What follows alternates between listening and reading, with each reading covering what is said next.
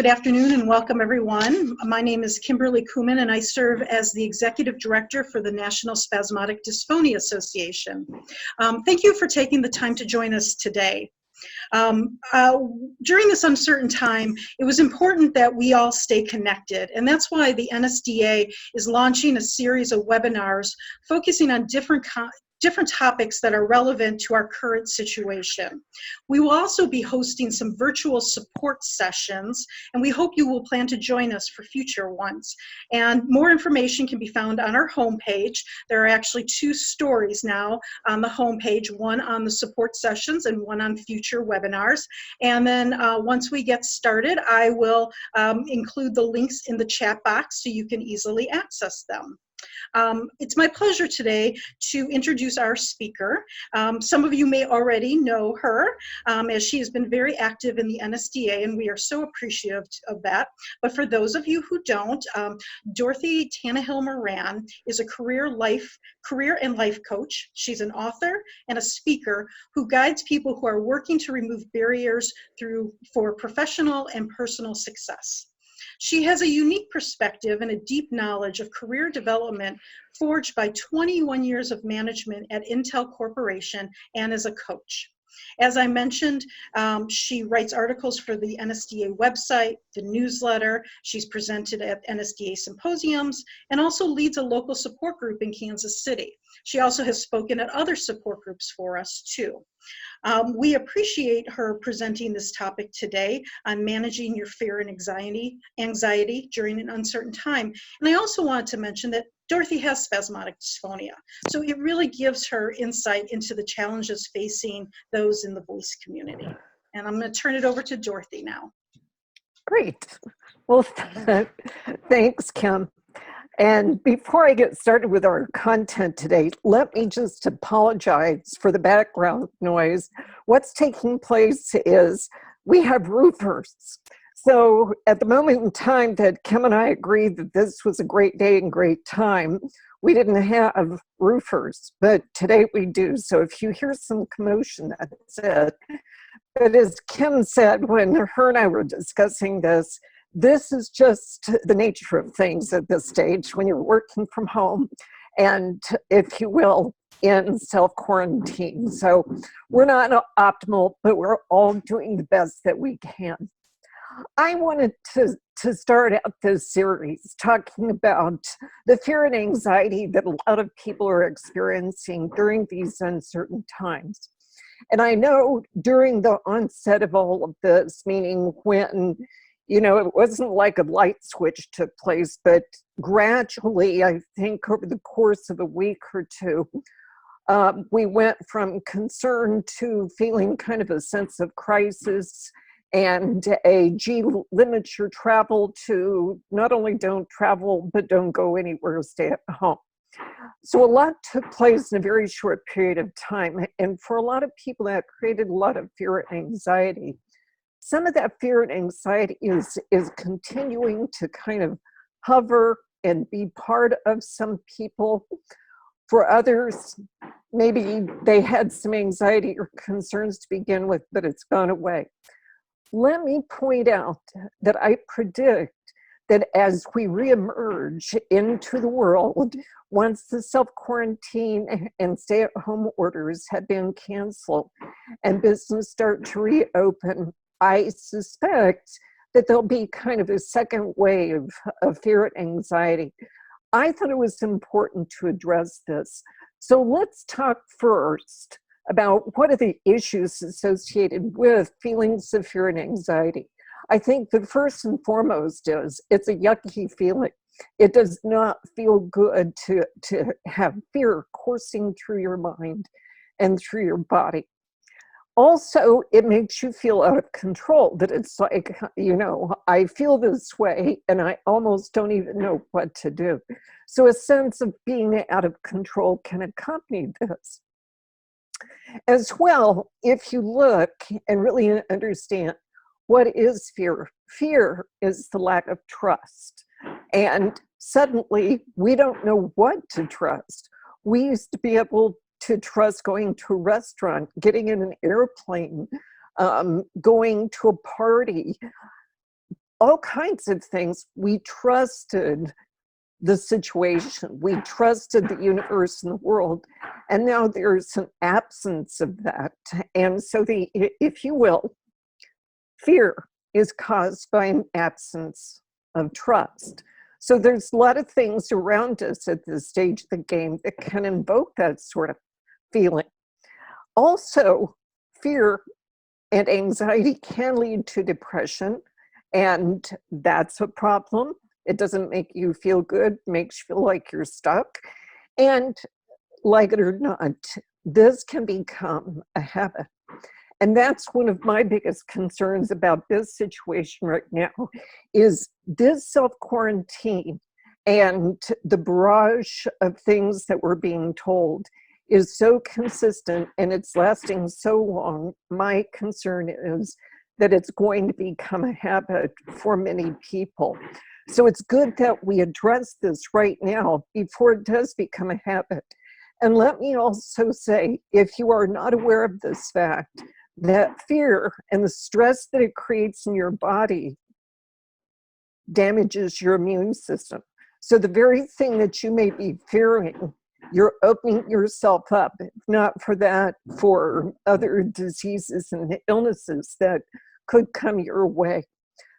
So it's in your best interest and in the best interest of your family to manage these feelings. Now, fear itself is a natural reaction.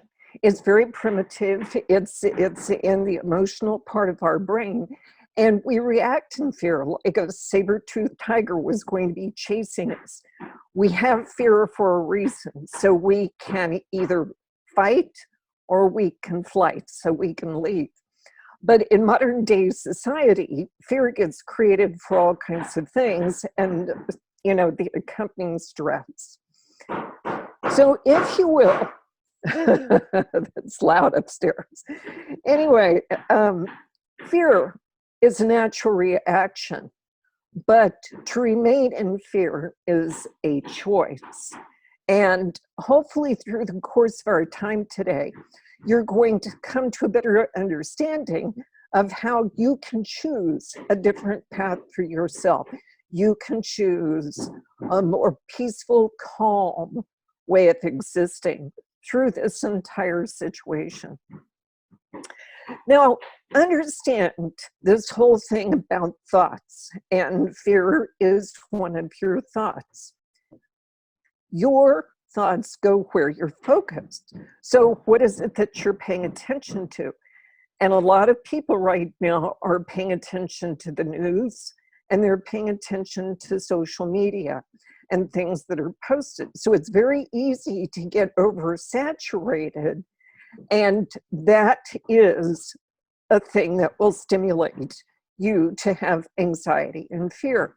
So you have to be very careful about those kinds of things. So your thoughts, meaning your fear thought, is going where you're focused. So this can be one of the places that can continue to keep thoughts of fear and anxiety fresh for you. Also, in terms of where you're focused, what about what you're talking about? When you get on the phone with your friends and family or get on Skype, what are you talking about? It's really interesting watching the news these days because, of course, there's no sports going on. There's very little else going on. So for a whole half hour, you get 25 minutes of something having to do with COVID-19. And unfortunately, a lot of people are following suit. They don't have too much to say other than the latest thing that they've read about COVID-19. So that could be another thing that will demonstrate to you where you're focused. Also, you need to limit your exposure. In other words, so if these things are eliciting your thoughts and therefore your fear and anxiety, you want to limit how much you talk about it and how much you expose yourself to these kinds of things. And be willing to talk about something different. Be willing to change the subject if you're in a conversation with somebody, and be willing to take yourself out of situations that are creating anxiety and fear. My own example of this is I went to participate with I'll call it an online seminar or an online session, with the exact purpose of helping people to address their fears and disperse them. And the first thing that she did is she asked everybody, well, okay, what are you afraid of? What are you afraid of? And it was like, I could tell my anxiety was going up just listening to what people were saying. I took myself out of the situation. I left the online conference because it's important that you learn how to self-govern what's coming into you. So just as you are taking care of your body and your health and that of your family, you have to recognize that this is also part of your health. You must safeguard your thoughts and therefore what you're focusing on.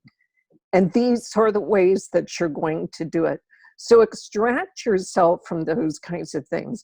If you're going to get online for stuff like this. Or I've been seeing yoga classes and people making masks and Carlos Santana teaching a class on how to play the guitar. Awesome. So there's all kinds of great things that are available for you right now to take your focus and therefore your thoughts that don't have anything to do with the outbreak of this virus. So that's my first suggestion. Pay attention. Safeguard your thoughts the same way you're safeguarding your health. Now, one of the other things to know about managing your fear and anxiety is you can't white knuckle this. In other words, I'm not going to be afraid, I'm not going to have anxiety. It doesn't work like that. It takes conscious effort to divert your attention from things that cause anxiety to things that don't cause anxiety. And here is the key to managing your fear and anxiety. Logic.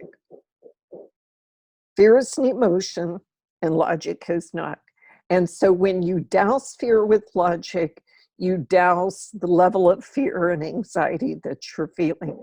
And the more you do it, the better you're going to feel, the more you're going to be in control of the situation.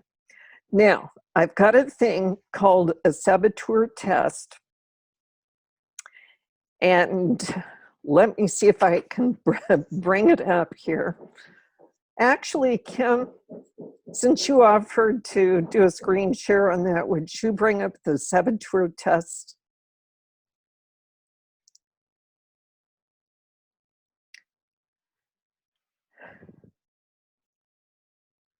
Great.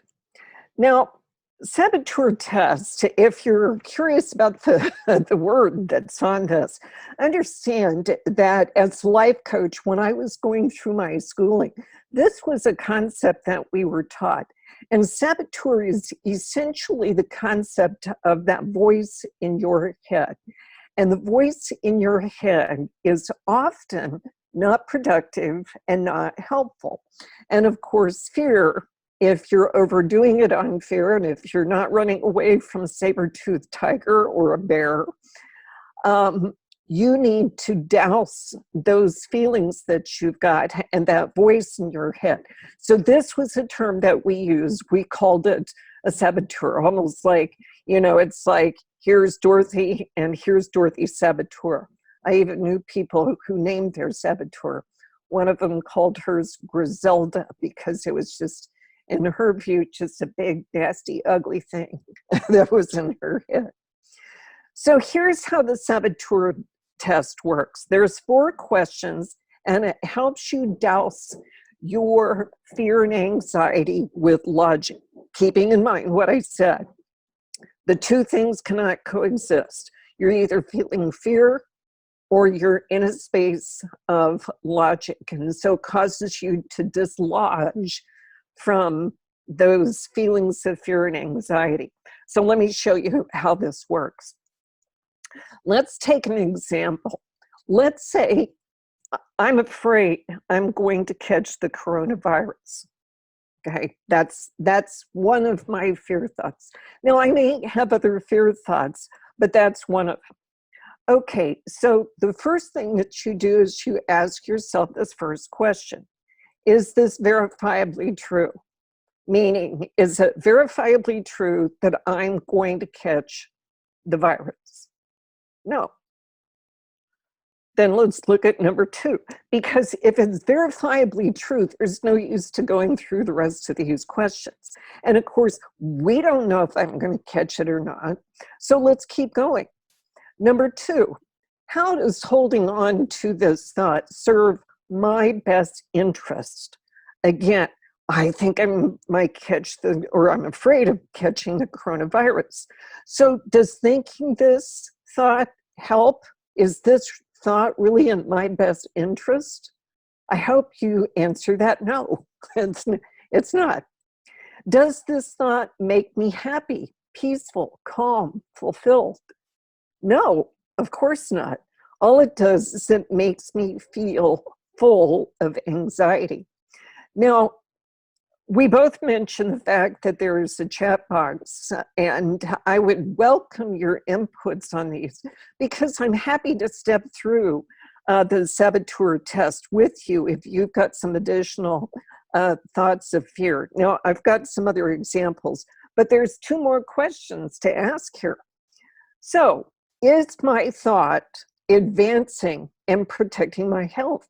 No, because I already told you that when I'm in fear, I have a stress response in my body, and that lowers my immune system.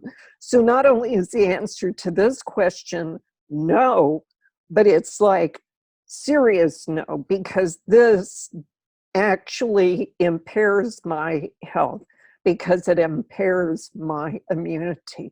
So I have to recognize this is not doing me any good. See, can you feel the logic? And then lastly, does having that thought get me more of what I need or deserve? It's like, no.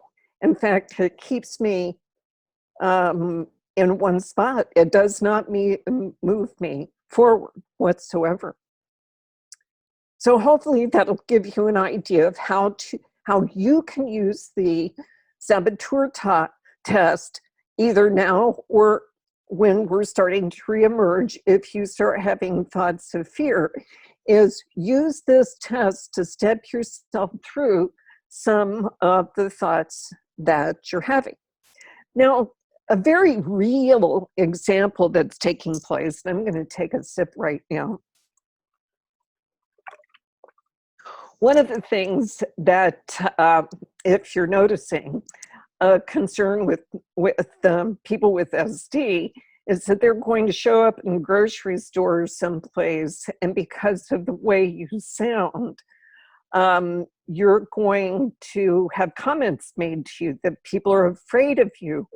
And so you've got maybe a certain level of anxiety socially that you're going to be facing conflict or confrontation or rejection or something like this.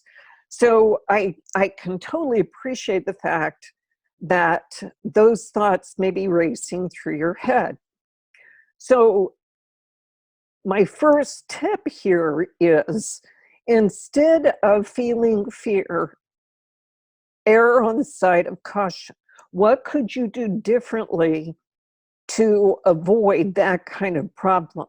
If your fear is catching it, err on the side of caution. What could I do to prevent it?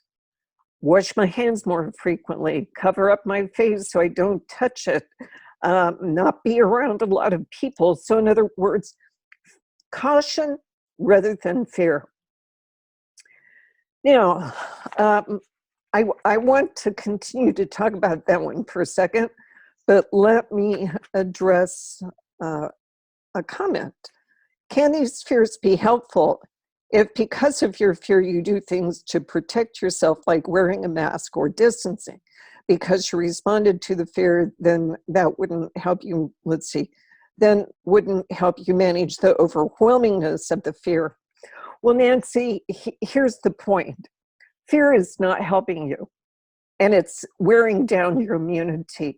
So my suggestion is replace fear with caution. Understand there's an issue out there in the universe, and err on the side of caution and judicious practices rather than fear. Hopefully that answers your questions. Now, let's go back to this other example. Looks like I'm going to go past my 20 minutes, but hopefully you find value in this. So let's say I have anxiety, or I have fear of going out in public because people are going to mistake my SD voice for having the virus. So Kim, if you go back to question number 1, is this thought verifiably true? No, you don't know it until you get there. But if it's a concern of yours, then the question would be, how can you prepare in the event that that were to take place? Perhaps you want to get one of the buttons from NSDA that says, I have a vocal cord disorder. So let's see, I have been asked this question as well. Yes, so hopefully you were transparent and said, I have a vocal cord disorder. I'm very healthy. It's just my vocal cord does not work the way everybody else's does. This is how I sound all the time. So going on, does holding on to this thought serve your best interest? No, it really doesn't, because it's causing stress and therefore it's impacting your immunity. Does it make you feel calm and peaceful? Of course it doesn't. So don't think about it, but prepare yourself.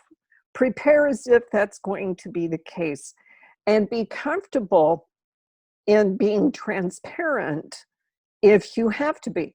Now, that doesn't mean you're going to go down the aisles, you know, at Walmart and say, I've got a vocal cord disorder, I've got a vocal cord disorder, but be perceptive about who's around you and if you think somebody has concerns with you.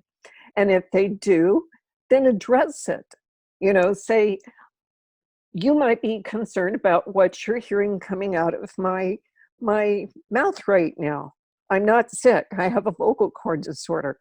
So be proactive in this regard, because your intent is definitely not to create concerns and anxiety with other people, and certainly you want to ward off any kind of confrontation.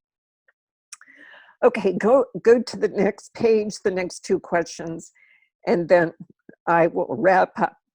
So, is the thought about not wanting to go out because of your voice advancing and protecting your health? No, in fact, it could be damaging it.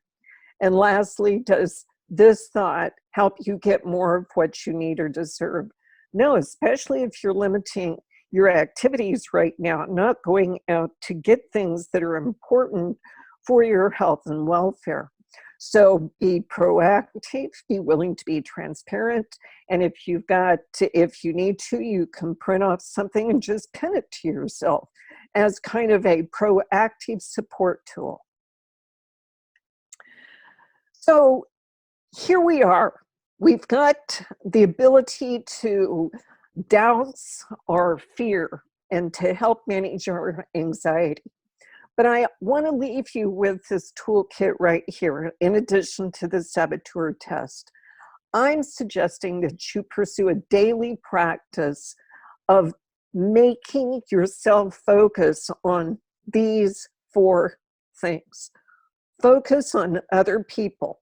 The less you think about yourself, the less you think about your SD, the happier you're going to be. But when you're thinking of others, be helpful when you're thinking of them. Give them a call. Ask if you can help. If you can make them a mask or send them a mask or buy a loaf of bread. Focus on the stuff that you can do today. We don't know how long the quarantine is going to last. We don't know what the course of this is going to be. So be patient with yourself and focus on, what can I do today that's going to give me a sense of peace and calm? Focus on what you're learning about yourself. If you listened to any of my Facebook Lives last week, I was asking the question, what are you learning about yourself? What are you learning about other people? I think one of the greatest things I'm seeing right now is just how creative people are and how kind and helpful they are with offering all these free goodies for us to learn new things and stay healthy.